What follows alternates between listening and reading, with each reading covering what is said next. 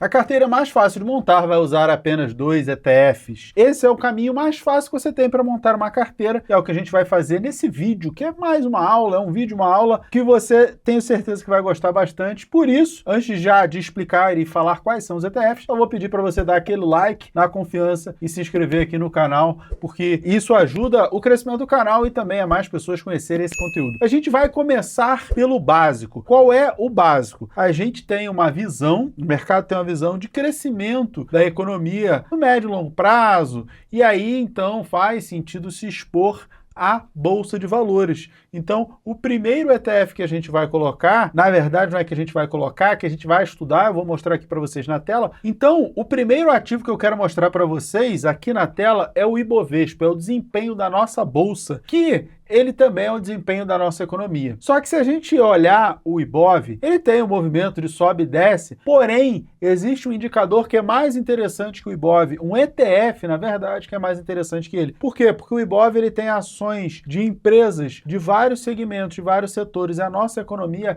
ela é essencialmente cíclica. A gente tem ali as empresas que sobem, que caem, como as empresas de commodities, petróleo, dólar, minério, soja, commodities agrícolas, minerais, um monte de coisa, e isso às vezes está em alta, às vezes está em baixa. Para a gente capturar empresas de mais valor, tem um ETF que ele é mais interessante, que é o Divo 11. Esse ETF ele é voltado para empresas de dividendos. Ele pega essas grandes empresas como Petrobras e Vale, que são empresas cíclicas, mas que também pagam bons dividendos. Então ele acaba pegando e separando só as empresas mais voltadas a dividendos. E aí a comparação com o Ibov fica assim. Ele consegue entregar um retorno muito superior ao retorno do Ibovespa. E se a gente comparar com o CDI, ele também está superando o CDI nessa janela de pouco mais de 10 anos, é de 2012 mais ou menos até aqui, uma janela ali de quase 14 anos, ele supera o CDI e supera o Ibovespa. Então, ele é uma escolha natural.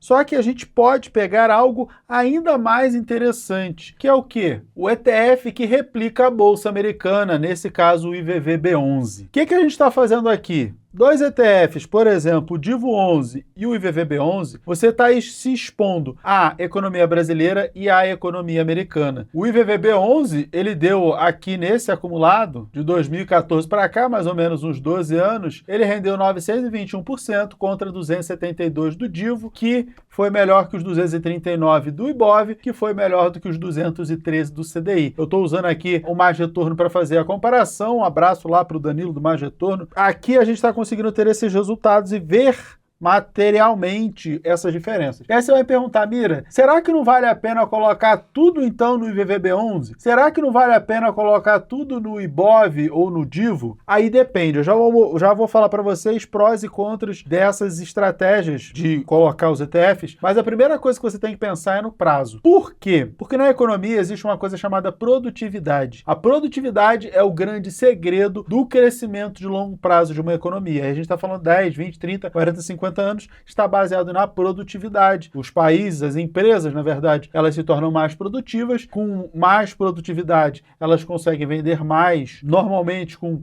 o mesmo esforço. Isso significa que elas também se tornam mais lucrativas. O PIB desse país cresce e a gente tem uma expansão e um monte de coisa. Existem 3 ganhadores de prêmio Nobel que falaram sobre produtividade. O Solon, há muito tempo atrás, que criou essa ideia, a primeira ideia sobre produtividade, que é o resíduo de Solon. Depois a gente tem o Homer, que também ganhou um prêmio Nobel. E por último, a gente tem o Aghion, que ganhou o prêmio Nobel o ano passado também, falando de produtividade, um modelo ali de produtividade destrutiva, uma revisão sobre Schumpeter, um monte de coisa. Então isso já é discutido há muito tempo. Então é meio que pacificado na economia no mundo inteiro que o aumento de produtividade aumenta o PIB e a razão do crescimento de longo prazo. Beleza. Estados Unidos é um dos países que mais se preocupa com isso, com o aumento de produtividade. E aí a gente tem esse crescimento de longo prazo. Você está montando uma carteira para longo prazo, para 10, 20 ou 30 anos? Então a Bolsa Americana ela faz sentido para você. Mira, mas por que botar também Bolsa Brasileira numa carteira? Bolsa Americana e Bolsa Brasileira? Porque a Bolsa Brasileira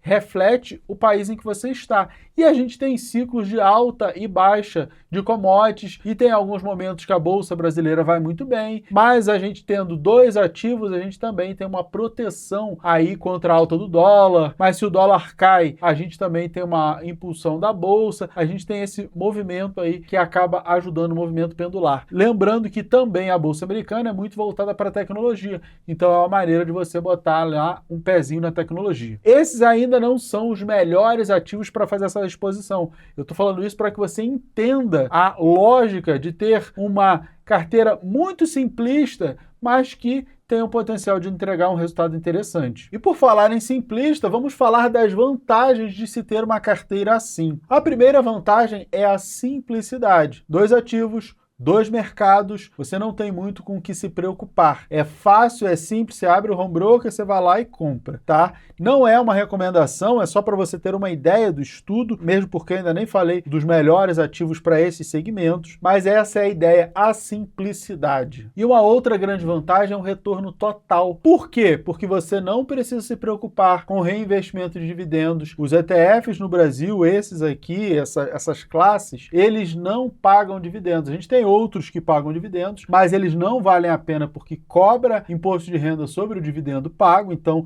ETF no Brasil que paga dividendo, a imensa maioria não vale a pena, tá? Por quê? Porque cobra imposto de renda sobre o dividendo e o dividendo da ação, ele é isento de imposto de renda. Então, você tem o reinvestimento dos dividendos direto no ETF, você não precisa se preocupar, ele já faz essa incorporação. Então, é fácil, é simples e o retorno é total. Quem está buscando o crescimento já tem o retorno total do ativo, ele só vai na valorização, você não precisa se preocupar com split, implit. Ah, fez OPA, vai sair da bolsa, não vai. Ah, pagou o dividendo, reinveste. Não tem nenhuma dessas complicações. Você só comprou e você vai ver a valorização ou desvalorização, dependendo da janela, aí desses ativos. Agora, a desvantagem. A primeira desvantagem é o preço, eles custam mais de R$100. Então, para montar uma carteira com 2 ETFs, você tem que ter pelo menos R$250 todos os meses para comprar um de cada. Um ETF de bolsa americana, um ETF de bolsa brasileira, é o que você vai comprar. Ah, Mira, mas tem ETF de bolsa brasileira que custa mais barato, mas aí você vai pesar a carteira demais para o ETF de bolsa americana. Você não tem um ETF de bolsa americana que custa baratinho. Então, você vai ter que comprar um de cada, pelo menos, ou a proporção, e você vai ter que gastar pelo menos ali uns R$250. Não é tão acessível,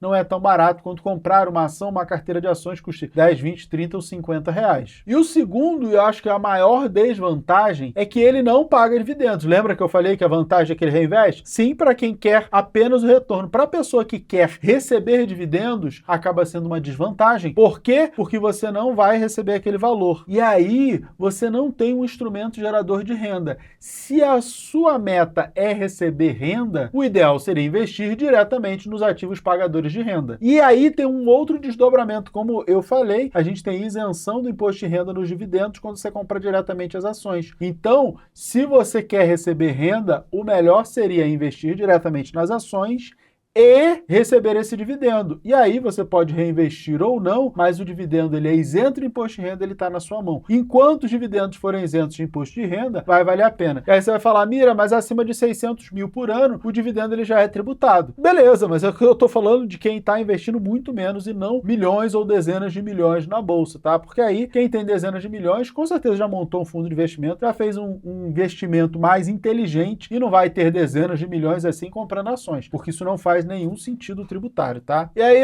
você pode estar perguntando, Mira, então é Divo 11 e VVB 11? O Divo 11 sim, ele é o mais interessante para pegar dividendos, mas o IVVB11 ele não é o melhor de todos para se expor ao mercado americano. Por que eu estou falando isso? Porque já inventaram o GPUS, o pessoal lá da Investo, lá da gestora, eles criaram o GPUS, que é um ETF que replica o mercado americano, mas ele está lá na bolsa lá de Londres, lá na Inglaterra, e ele é um ETF irlandês. Por que isso? Porque lá não tem o mesmo imposto de renda sobre dividendos que tem nos Estados Unidos. E então ele tem uma pequena, a diferença é bem pequena, tá? A pequena diferença ali, assim, no tira-teima, tem uma pequena diferença, porque isso está baseado nos dividendos que são pagos lá nos Estados Unidos. Só que lá nos Estados Unidos o dividendo ele é pequeno, porque como é tributado, ele é pequeno. E aí pensa assim, no valor pequeno, você tem em um lugar uma taxa de imposto de renda e no outro não. No final das contas, dá uma pequena diferença do GPUS. Então o GPUS 11 ele é melhor do que o IVVB 11. Então no desempate ali, o GPUS seria milimetricamente melhor do que... Então faria sentido montar uma carteira com GPUS e com Divo 11. Aí faria um pouco mais de sentido do que o VVB 11, mas você teria uma exposição entre mercado americano e mercado brasileiro, sendo o mercado americano o mercado que a gente espera maior crescimento por conta da produtividade. O mercado brasileiro não é um mercado que a gente espere grande produtividade. Na verdade, a gente é muito ruim em produtividade. É pífio o nosso crescimento e por conta da nossa baixíssima produtividade, mas a gente é muito rico em commodities. Por isso que essa exposição também faz sentido. E porque você mora no Brasil, né? Então não faz sentido você estar exposto só ao mercado lá de fora, faz sentido ter um pezinho aqui no Brasil. Agora me diz você achou interessante essa simplificação, essa composição bem simples de uma carteira para quem está buscando exposição? Você faria isso? Bota aqui nos comentários se você faria isso, ou o que você faria diferente. Fala, não, Mira, eu preferia, de repente, uma carteira de dividendos. Bota aqui nos comentários que eu quero saber e, claro, vou te esperar no próximo vídeo. Um beijo e até lá. Tchau, tchau.